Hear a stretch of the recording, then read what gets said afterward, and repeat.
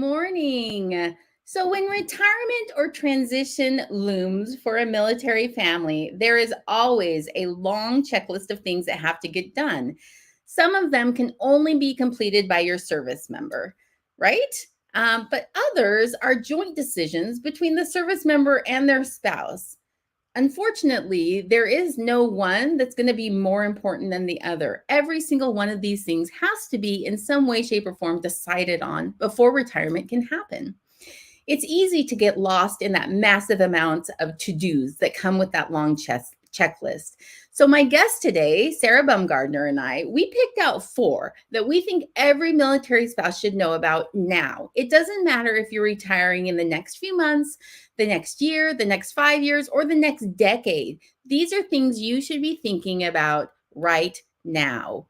So, thank you for joining us today to learn about the 4 things every military spouse should know before retirement during the Spouse Link live stream. I am Anna Larson. I am a Spouse Link ambassador. I'm also a copywriter, a digital marketer, a homeschool mom, and I am a retired military spouse. Or I guess you could call me a veteran military spouse at this point. These live streams are for military spouses that are looking for connection and support as they near or cross over into transition to retirement from active duty military world. It can be a very lonely process sometimes. Now, Spouse Link was created in 2012 by AFMA, the American Armed Forces Mutual Aid Association, to support, inform, and inspire military spouses around the world. So as we dive into today's topic, I would love for you to drop me a comment, tell me where you're here listening from, let me know who you are, throw out questions to the conversation that Sarah and I end up having. I value what you have to say about this topic, and I would love to interact with you personally.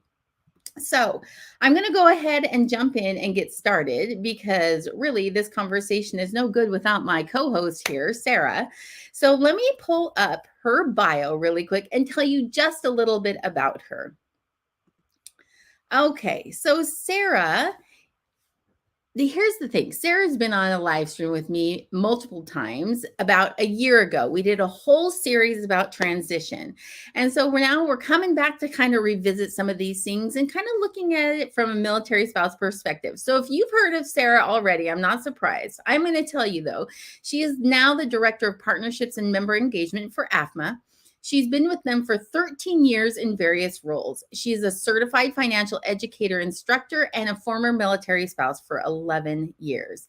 Then that was all she gave me for her bio. So I'm like, I know Sarah, so I'm going to throw in a few extras. These are things I want you to know about her. She is passionate about helping others. She is one of a kind. If you have a question, she's going to track down the answer for you. I've never met anyone more genuine. She graduated from Auburn University with a health and hospital administration degree and a minor in business. She loves to ski, and she's the mom of 2 boys. So without further ado, let me remove that and bring up Sarah. Hi, Hi. How are you? I'm great. How are you doing? I'm good. I'm so excited to have you on this live stream with me today. Me It's going to too. be a good conversation. It is. It's going to be a good conversation. It's going to be an important conversation, right? We're talking about money, and all the things to do. So I'm so thrilled to be here. Yes, I am thrilled that you are here too. So, okay, so we are talking about money, everyone's favorite subject, right? Especially the day after tax day. Since yesterday, we either gave away a lot of money or found out we were getting back a lot of money, right? Or maybe not lots, but all right. So to start out this live stream, we like to start with some data and statistics. And you sent me a slide that has some what I'm going to call concerning numbers attached to it. So let me pull this up. Sarah, can you tell people what we're seeing here? Yes. So what we're looking at here is kind of the why, right? Why are we talking about this? Why is it important to have this discussion? Well, we can see 27% of service members have more than $10,000 in credit card debt compared to the civilian population.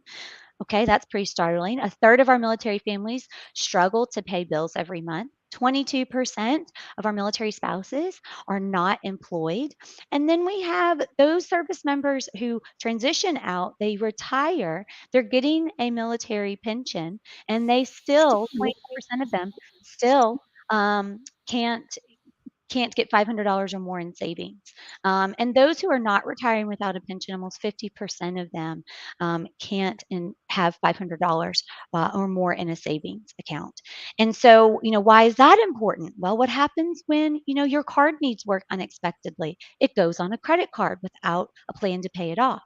So these are all very kind of staggering things. And this is the why we need to prepare for this. But I promise this is not like a doom and gloom segment.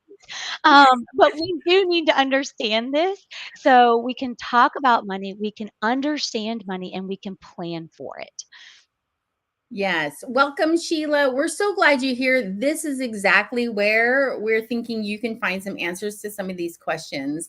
And Sarah, I just have to stop for just a minute because when I hear the word less than $500 in a savings account Mhm. for a military family that's either transitioning or retiring out, that is terrifying for me because having gone through transition, right? One of the things you don't know is, will my spouse be able to get another job? Will I get a job? Will we have an income coming in, or do we need to rely on whatever that disability amount and or pension amount that my spouse is going to get? There is no set future. And with less than $500 in the bank account, you really are not looking at being able to support a family or even individuals, even if you don't have children, even a couple for very long. No, no. And so, like, what are we seeing as what's the cause of this? You know what I'm saying? Like, is it just lack of preparation? Is it Yeah. poor planning? Is it, you know what I mean? Like, Yeah, all the above, right? So it's a lack of preparation and a lack of planning, but it's not kind of at fault. One of the things that we know about, right, being military spouses and being kind of in the military, it's this machine that just keeps moving and you just day to day do what you need to do to get through.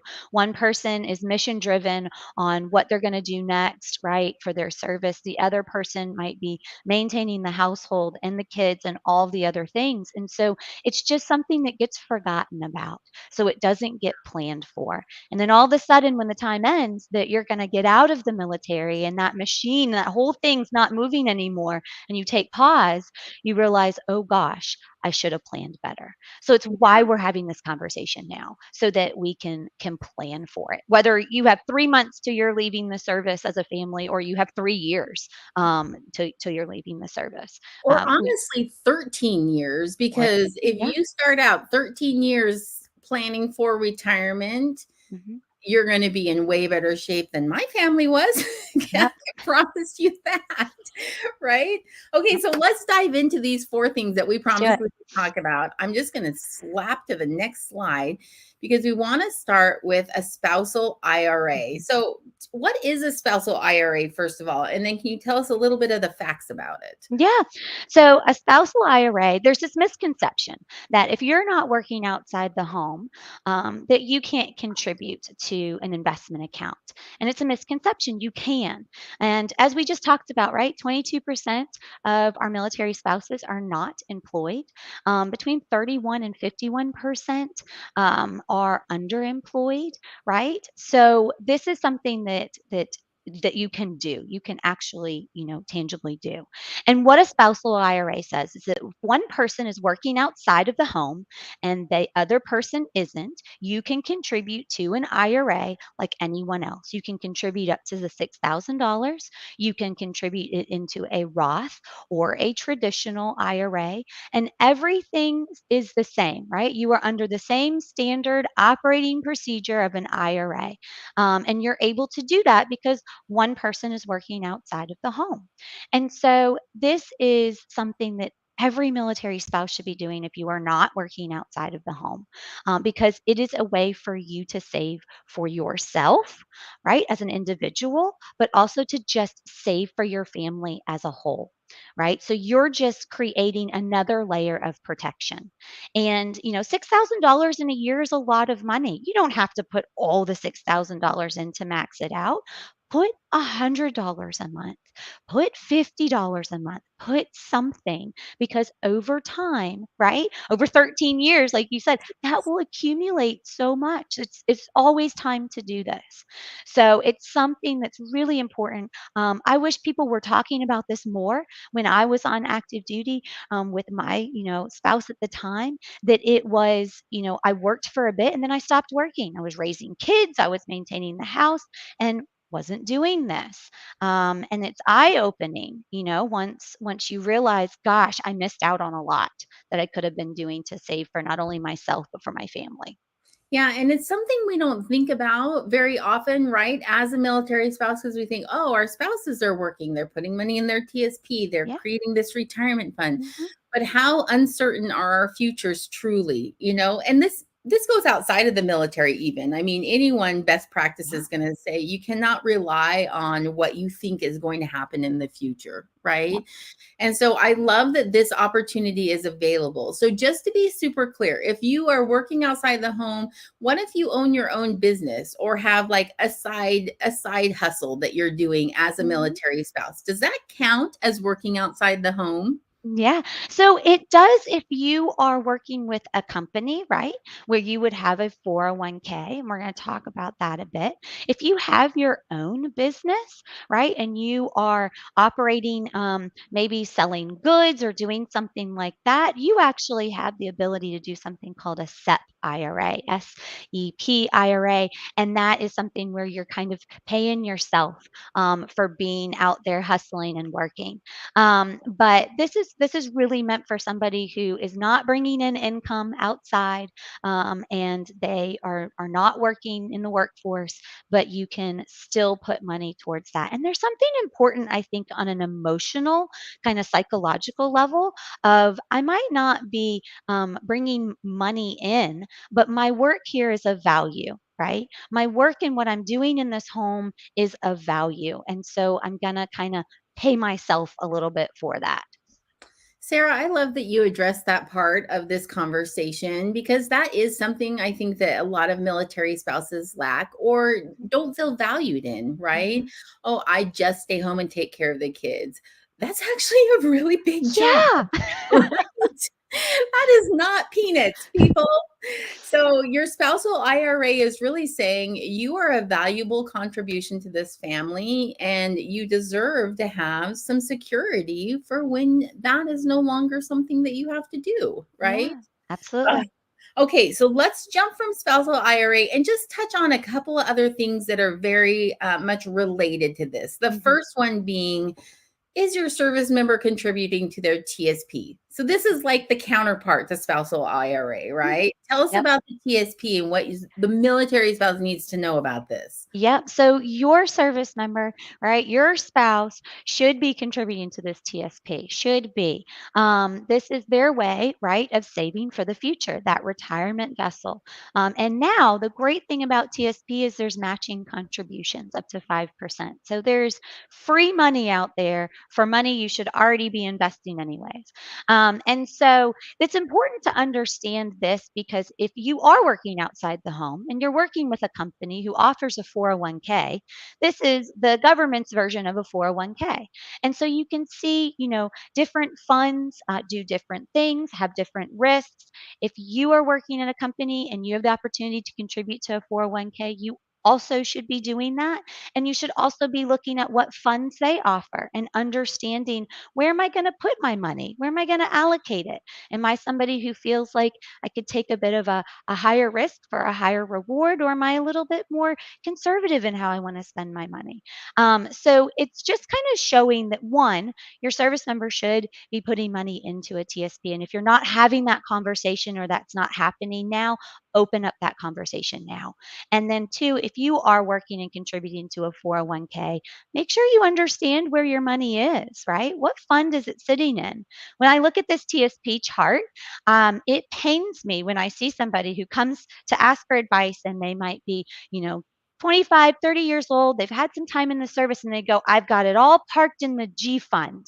And I go, okay, well, you're barely beating inflation. You might get like, hmm, 0.5% or something interest, like something crazy low.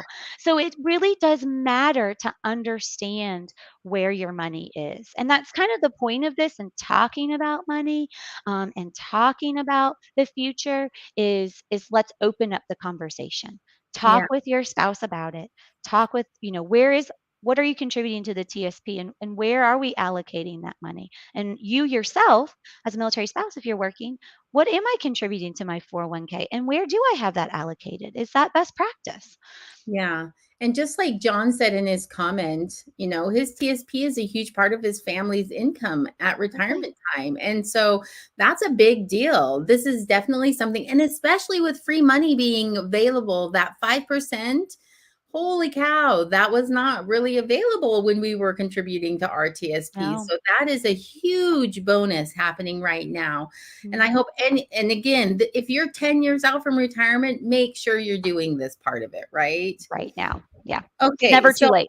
yeah, never too late. Okay, so I want to touch really quickly before we move on to the number two thing. I want to touch just quickly on that whole savings thing. Mhm. Again, less than $500 in your savings account just gives it just makes me feel so nervous for military families as they go through the transition process. So, can Yeah. we just talk really quick about wherever you're at right now, taking a look at your budget and kind of following that 50/30/20 rule that we kind of harp on a little bit about when you and I get together and talk financial live streams, right? But can we just cover this again one more time? Yes, and I'm so glad that you brought this up and asked this question because it is important, right? How are you gonna save if you don't have money to save? That's the bottom line, right? So there's a really easy way to do that. Whether you make, you know, $50,000 a year, you make $100,000 a year, everybody can allocate their funds accordingly. So 50% for our needs, right? Like our house and our car, 30% for our wants, right? Those vacations we want to go on, those extra things we want to purchase. And then here's our big part, our 20 for savings. And we want to break that into two different categories. 10% should automatically be going into a retirement vessel, a TSP, a 401k, a spousal IRA, right? It should be going into a retirement fund. The other 10% of that, its sole purpose is to help pay for debt and create an emergency fund. And this is where we can build that emergency fund, right? So that we don't have just $500 in a savings account for an emergency, but we have what the standard is, which is you should have 3 months of living expenses in a savings account. And that takes time.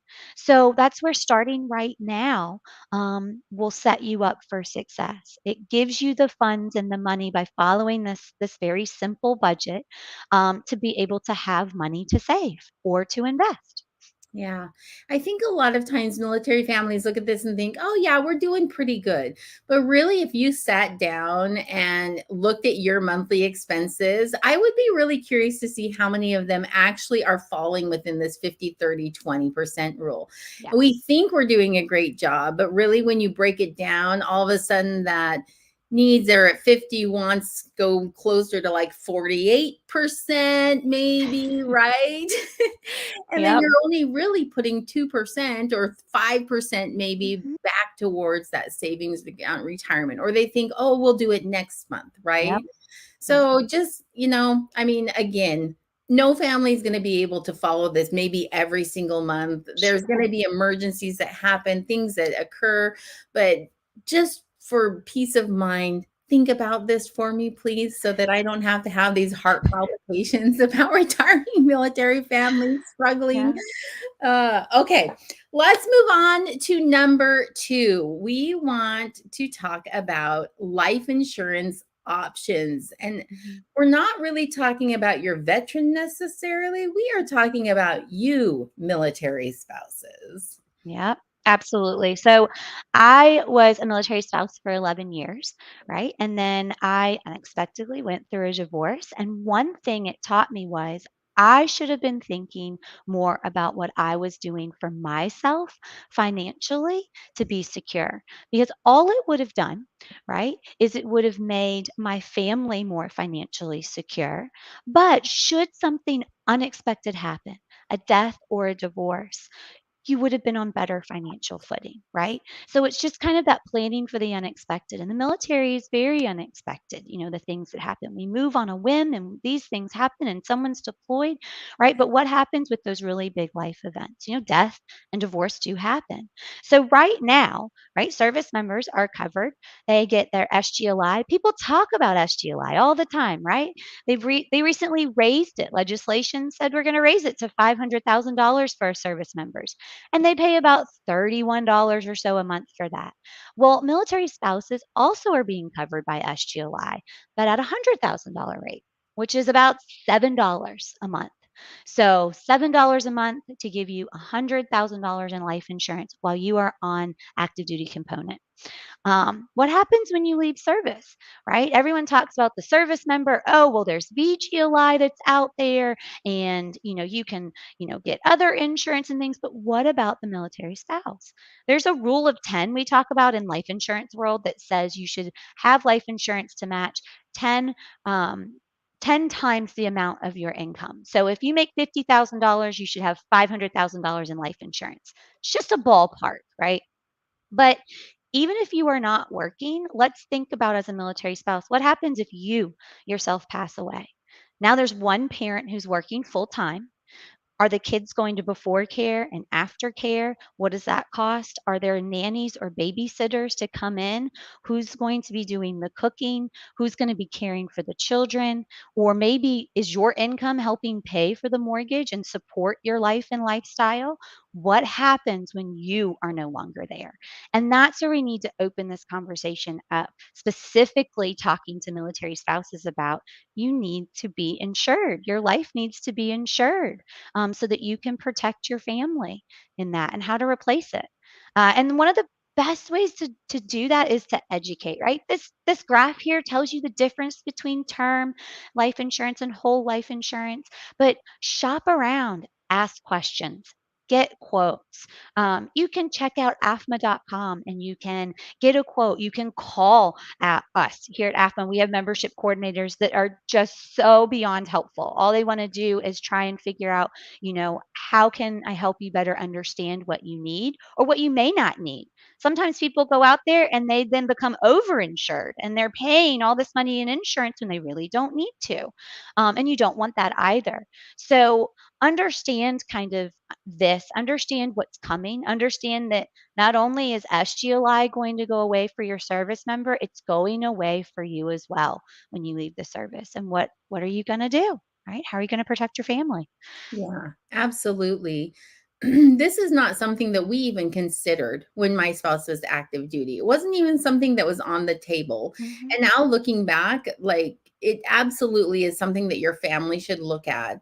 And especially as you're nearing retirement, right? There's an even bigger chance now. I mean, the older you get and all those Right. things, all those factors that come in, like you said, you never know really what's going to happen with your family. Mhm. So there was a question that was dropped before the live stream started, Sarah, and this kind of moves back from the spouse life insurance to the veteran life insurance. And it was, is it a real thing that military service members need to get insurance before they go through transition? Because otherwise they're going to get docked, I guess, once their Yeah. disability gets calculated. Yep, absolutely. So that is a real thing. We'd always encourage to say when you're going through when the service member is going through transition, that they're going to do a VA claim, right? And you're going to put forward that VA claim to list absolutely everything that has happened to you physically while you've been on active duty. And one of the really important things before you do that is it just kind of complicates life insurance process. So it's really important to think about getting supplemental. This would be a supplemental life insurance before you get to that stage, and that you're making sure that you are protecting yourself. There's also something to be said, right? Is that the younger that you purchase your life insurance, the cheaper that it is. So from a cost perspective, it would behoove everyone to get that other life insurance before they are thinking about leaving the service because it's just less expensive. And then you are just covered, right? And once you transition out of the military, same things goes for military spouses, getting a supplemental life insurance before that kind of transition and leaving the service comes, the younger you are, the less expensive it is. Yeah. So, yeah, both two really good points. Making sure the service members doing this before they go through kind of all of that medical. Yeah. There we have two questions. One about an IRA that we're going to go back to. And then we just had one pop up from John that says, does life insurance count as an asset or a liability? Oh, that's a great question. Um, I think it's an asset. I mean, if you want to put it on a budget and money's going out for something, but no, it is an asset. This is something that is to protect you. So if we think of it in that way, and I think that there is um, a way to kind of mentally look at that as this is my asset, right? This is an asset in protecting my family. I'm not taking, the liability, right, lies with the insurance company. That's their job, is to determine that. But this is an asset for my family to know that I'm covering them, I'm protecting them, and that I'm doing, everything that I can to make sure we're financially secure. Not only right now, right? Because it's really easy to get kind of those blinders on and just think about what am I doing today? What am I doing today? But Yeah. taking the blinder off and thinking, but what happens in 10 years and what happens in 20 years? Because 10 and 20 years are going to come, it's going to come. Absolutely. Okay, we're going to run backwards just a little bit. Sheila threw up a question, says, are you able to do a SEP and a spouse IRA? Can Oh, you do that's both? Yeah. No. So you can't do both. So if you have a SEP IRA, which is a great thing that I would, and we're not going to dive into kind of the nitty gritty of that, but if you qualify for a SEP IRA, you have the potential to be putting a lot more money into that than just a spousal IRA. Spousal IRA will cap you out at about $6,000. SEP IRA is can be a lot more than that because you are a business, right? And so it's kind of your way of paying yourself back. So if you are thinking about that, or you think, oh, I might qualify for a SEP IRA, get on the Google machine and start researching that and Google. looking that up. And if you have questions, of course, at the end, there'll be where you can find me offline. Absolutely. So, but that was a great question. Thank you. Yeah, and we are going to drop Sarah's contact information, so every single one of you can connect with her with any further questions you have. I just want to throw this up too. Amy piped in and says, "Life insurance that accrues cash value. Think whole life is an asset." So you've got Excellent. another fan in the asset category as opposed That's to excuse me, liability going on there. Okay, so now we're going to move on to number 3. So excuse me. I almost it just got like a dust particle in my throat. But other than life insurance and that whole like finance conversation, the second biggest concern I hear from transitioning families is about health insurance, yes. vision, dental, health. Like, what do we do? So, let's talk for just a few minutes about health insurance options, transitioning versus retirement, like all those little components that a military spouse needs to know about if you're leaving active duty service, and what happens to your health insurance. Yeah. And okay, so this is a great slide here. And thank you for kind of bringing this to attention because there's so many components of this. This is a big one. And we're going to touch on it kind of from a basic understanding today. We could drill down and I could probably talk for 2 hours about this, but I'm not going to bore everybody with that today. So I want to hit on kind of the big picture thing. And again, a lot of this is just education. Let's just educate ourselves to know what we need to research, right? So we know what to, right? Get on the Google or get on, the emails and start finding out more. So basically, what's going to happen is, and there's one thing that I want to make really super clear here, is that you cannot sign up for your tri TRICARE Prime or your TRICARE Select until that DD 214 has been issued. And once it has been, the date on that DD 214, if you're retiring, you have 90 days to do this. And you have 90 days to sign up for this. And you must do this and sign up for this in 90 days. If I didn't say it before, it's 90 days. Um, and if you don't, it causes a whole lot of headache. So if you are retiring from active duty components, know that within 90 days of the date on that DD 214, you better make one of these two selections. And so, what are those selections? We're first going to talk about the retiring service member and families. One of them is TRICARE Prime, right? It's very similar to how you have been operating in the military. You have a primary care provider you check in with, they send out referrals. Um, that's the same process you've kind of been operating within now. And you can see kind of what those fees are and the enrollment fees and the deductibles and stuff like that. And then TRICARE Select says it's a bit more open. Says, you know what? You can go to any provider that you would like, but we may or may not cover all of that expense. And so there is a table within TRICARE and TRICARE Select that says this is how much we will cover based off of certain procedures and certain things. And you'll notice that the cost is a bit different, right, for that enrollment. It's a little less expensive because there's some more out of pocket costs. If you're a very healthy person, this might be a great option for you. If you have some health things, you just kind of have to look at that. So the point in this is just understanding that you have two options. You have to make a selection, and you need to research it more to see what fits for your family, for your health needs, for your family's health needs, and then also where you're living. If you're living Yeah. really close to a military installation, that can be really easy, right? It's easy. Just keep going right back and fall right back into TRICARE Prime. If you aren't and you're moving somewhere where there isn't a military installation, TRICARE Select might give you better accessibility. So just want to kind of bring this to attention because there is a cost difference, right? We're still talking about money. There's a cost difference, and you have to now budget for this, right? We didn't have to budget for this before when you were on active duty, and now all of a sudden you do. You have to budget for this because you have to pay for it now. It's not just given. Yeah. So, And one thing I want to point out here is dental and vision are not covered under yep, TRICARE, Prime or correct. Select as a retiree. It's That's a right. completely separate insurance that you're looking at for those two things. Totally separate, under FedVIP, completely different, completely separate. You'll want to look into that as well. A lot of times, when a service member retires, they usually get a second job, right? They enter back into the civilian workforce.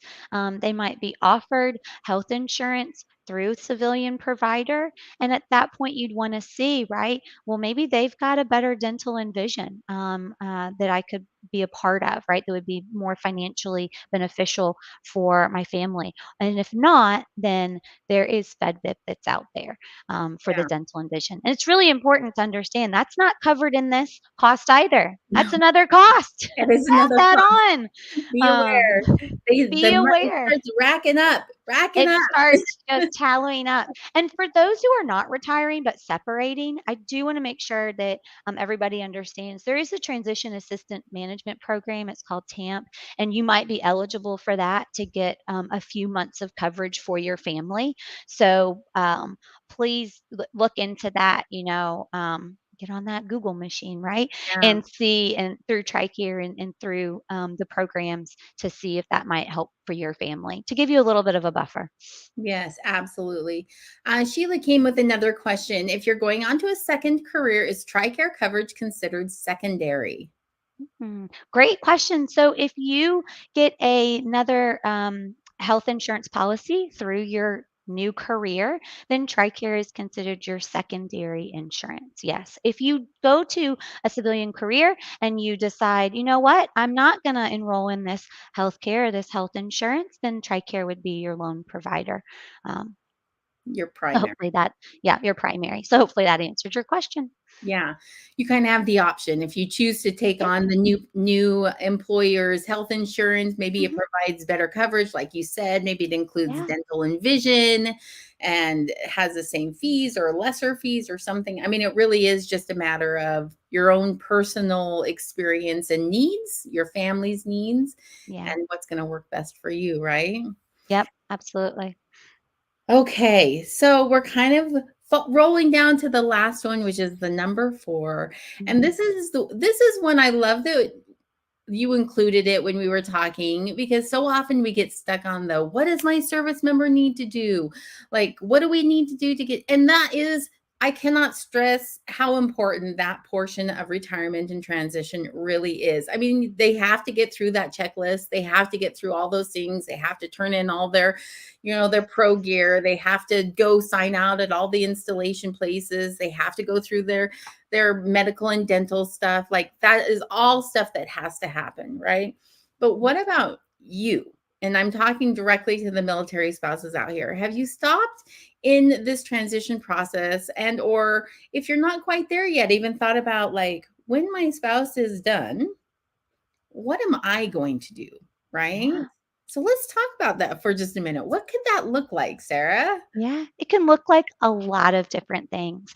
And right now, there is a big focus on service members and sometimes how they lose their identity as a service member. They go from wearing a uniform every day, being a part of this military, and now they aren't.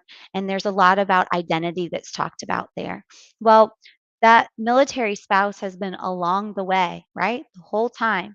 And sometimes there can be a bit of an loss of identity. I'm no longer a military spouse living in a military community, maybe surrounded by other people like me. What do I do now? What am I supposed to do every day? And that's where we have to make that decision. Maybe it's a career, maybe it's mentorship, maybe it's starting a small business. And so these are agencies and places that can help do that. Maybe you've been out of the workforce or underemployed, right? And you're trying to get to that next level. A great way to do that is through mentorship. I personally am a mentor to military spouses with American Corporate Partners, ACP. They work with veteran service members and military spouses to figure out how to get them to the next level of their career or how to start a career if they've never had one.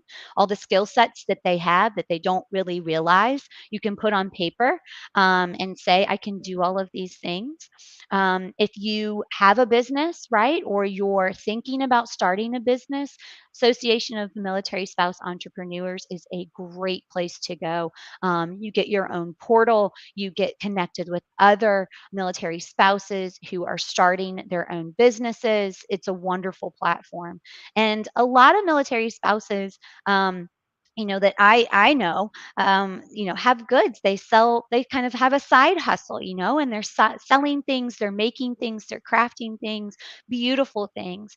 And there's a great platform for military spouses to sell that exclusively on called Spousely, that can kind of take you to that next level, right? Of thinking, okay, I can turn this into something more. And the other aspect, I would say the last thing about this is maybe you want to go back to school, right? Get a degree. It brings me to the point to make sure that any GI bill that your service member has is transferred to you Yeah. before you retire or separate from the service because it cannot be done afterwards. So you don't want to lose out on the ability to go to school of maybe little to no cost because someone didn't fill out a form, right? So make sure that that's transferred. But those are kind of some things that you can think about doing just for yourself, right? For you, as you kind of reinvent what next phase of life is going to look like. Absolutely. And there is also the Coursera, I wish I could remember what it is. Act on Education, I believe is what it's called, Mm-hmm. which allows you to take free Coursera classes as as either a veteran or an active duty military spouse to further your education, get certifications. Yeah. There are so many opportunities out there. This is where I wanted to say, connect with me on LinkedIn, okay? If you have questions about what is out there, you have a specific kind of thought in mind, all of these are available to active duty and veteran spouses. So even if you're 10 years out from retirement right now, it's not too early to get involved with AMC if you want to Mhm. start your own business or to do a mentorship through ACP or Mhm. Veterati and find someone that can help you build your resume the way you want it to look. Yeah. If you want to get a federal job versus a Mhm. civilian job, they can help you with all of those things. I am a huge fan of these programs that have come out. I've had an ACP mentorship. It was amazing. I still to this day talk to my mentor. I can't even tell you, she changed my world. I started my own business and that is what I do now financially. I am the breadwinner for our family at this point and I love it. It's the career that I kind of always wanted. Look, I'm getting all choked up. Getting all choked up, and it's great. But you're right, with you you don't know what you don't know, right? And that's where somebody can give you that push, can give you that guidance to say, let's figure it out. Let's talk it through. Let me tell you what's working. Like you said, you made a great point. The difference putting together a resume for maybe a civilian company as opposed to a DoD contracting job or something within the government, or that looks different to be able to elevate yourself.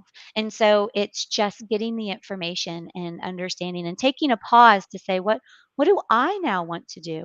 We talk a lot about the service member and their identity and what they are going through and losing that identity as, somebody in the military. But that military spouse has been along for the ride the whole time.